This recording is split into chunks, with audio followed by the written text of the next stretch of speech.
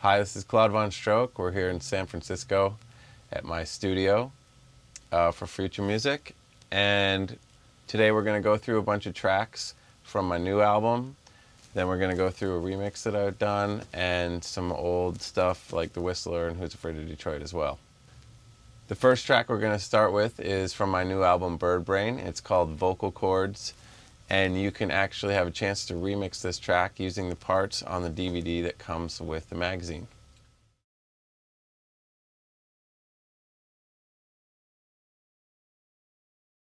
Okay, so what we've got here today is one of my new tracks called Vocal Chords off the new album. And it's quite an elaborate setup, but it's a really easy finish. So it took a long time to get all of the material together, which I'm going to show you how we did.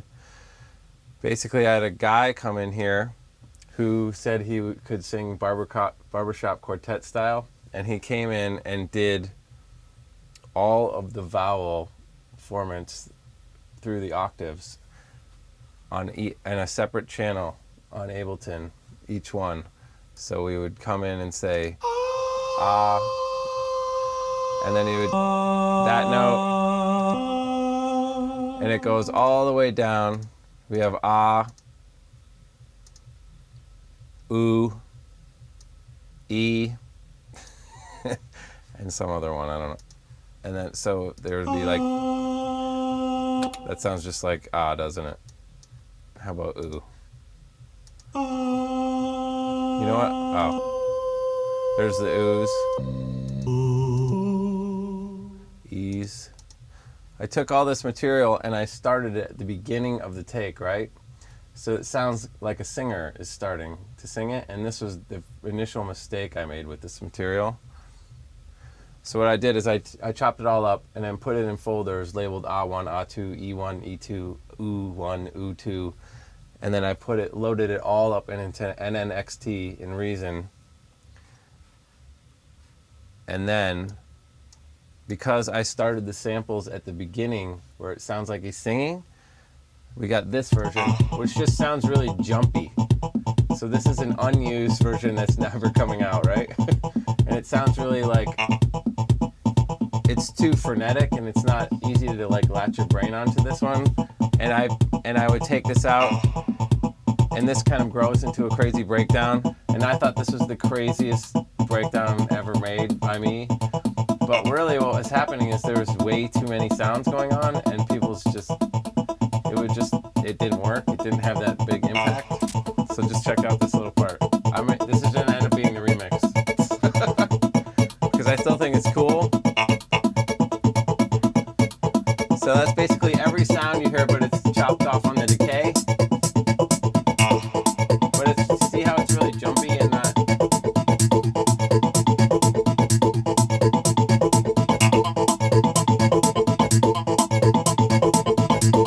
It took a long time to fix it.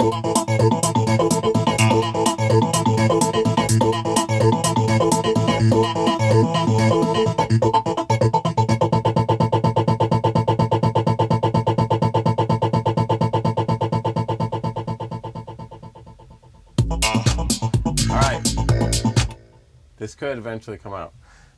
But, so, it didn't really work the way I wanted it to work when I was taking it out in the nightclub.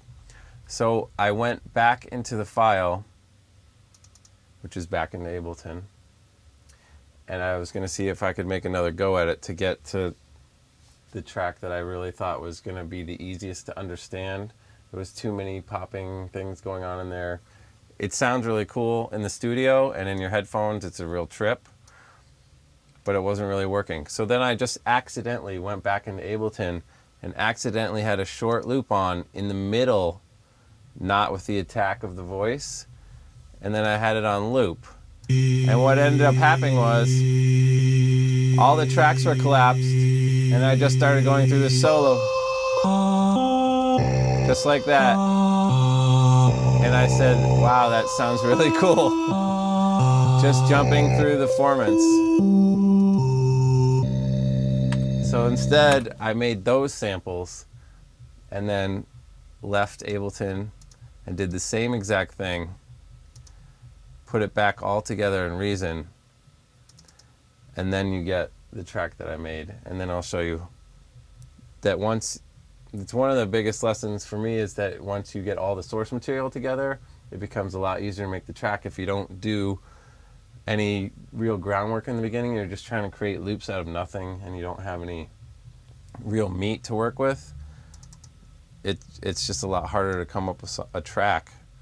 But if you take the time in the beginning, you can have a bunch of awesome material. The track becomes really easy to put together. As you'll hear, there's almost nothing in this track except for a reverb and those voices and a drum beat. So that's all intro. And we start cycling that, and then we start jumping through this, just like what I was doing in Ableton, but in the sampler in the NNXT. And this is just a little bit easier to get on the dance floor, because it's all just a locked-in groove, and you're just jumping through the octaves, and it's just, I don't know why it's easier, but it just works a lot better. Because the first time I played this, it was a totally different story on dance floor. So then we go through this, I'm skipping through a little bit, and then you'll hear, it's basically just that solo Ableton thing.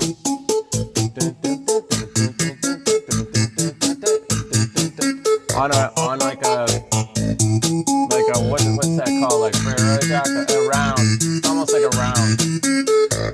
And then I'm just lengthening out the decay, and they're becoming chords, even though it's just single notes, because the decay keeps growing and growing and growing on each note. If I can find. And then it actually becomes the chord, as you can see. See how they're separated, and then I'm growing them out, and then they become the chord. And then it just comes back on all with the reverb. Instead of coming back to the same thing, it's like you're in a cathedral. And that's basically just the same thing, but I have nothing right there, but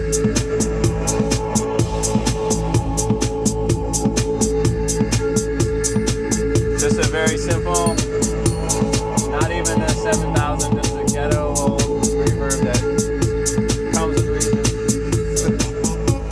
And I just pull it back and it snaps back into the groove, and it's the same exact loop.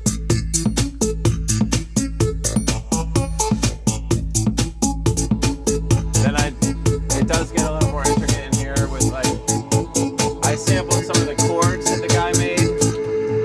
It's like I went back and made chords out of those things, and then I loaded the chords back into another NXT, so it's not just the single samples, and so you get a much meatier, like.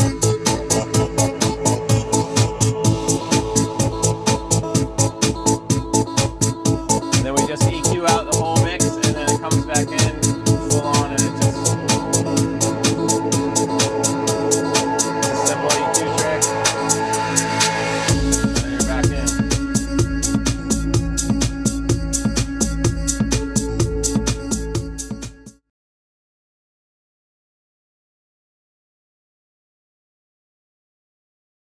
And it's a very simple bass. It's an 808 kick drum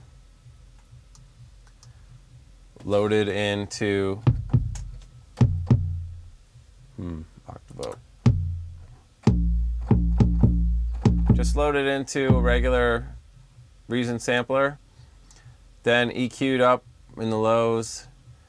Then I put the scream distortion tape, is the least gnarly of the distortions. It's just like makes it a little fatter, but it doesn't actually add a nasty buzz on top. And then I just compress it really heavily, boost it a little bit, and then you just basically, that's all you get there. And then that just locks in with the kick.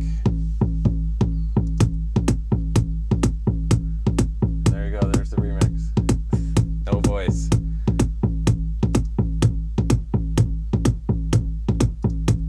And then if you just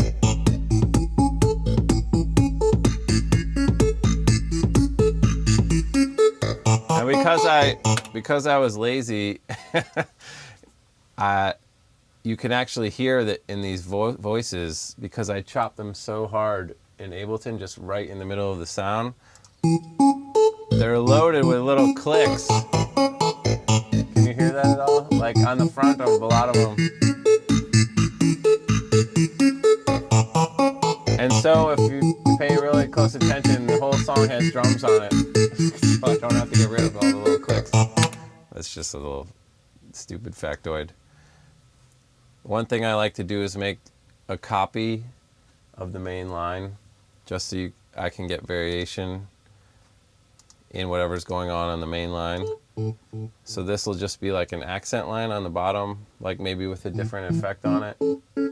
I do that a lot in bass lines, not in this track, but it's nice to have make a bass line, then copy it once and copy it twice, then change the patch, and then subtract the notes so the same note's not on, but you're rocking through the bass line with 3 different bass patches, and they're all hitting on different notes. And it really gives you a feeling like the track is alive and not just like a dude's going like you know.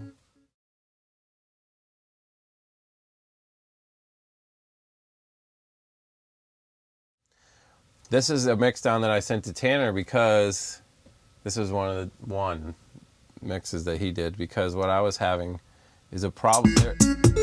In this version, it's not super noticeable if you don't care or if you've never heard it before, but I was actually noticing that this, and this, and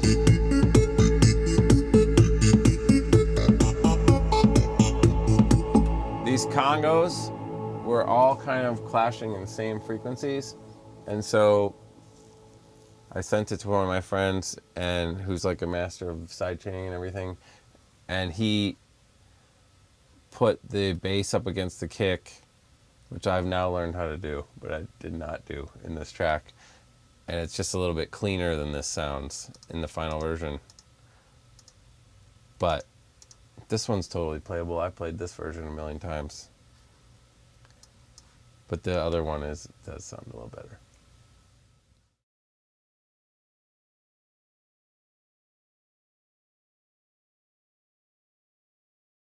But it was all the preparation that was the hard part. It took about 3 hours to record the guy who came in here, and he had to go through all the different things. There's probably 200 or 300 files of him going, ah, ooh, ee. And so then how did you come up with the idea of him doing that? I know so what the idea for this song from the beginning was that I made a song called Deep Throat, which was my very first record, and that is the sound of me going and then pops, it goes and then you get each pop from that little like vocal thing, and it's deconstructed. So it goes, and that becomes the beat, and it's a deconstructed beat. And so I wanted to do the opposite construction with a track where I construct the chord. Theoretically, so I start with the pops, and then the pops become a full chord, and then you go from the chord, instead of taking the theoretical chord, which is the sound effect, and then dissecting it and then making that the rest of the track. It's just the reverse of it. I had the idea for a long time. It just took a while to get it actually made.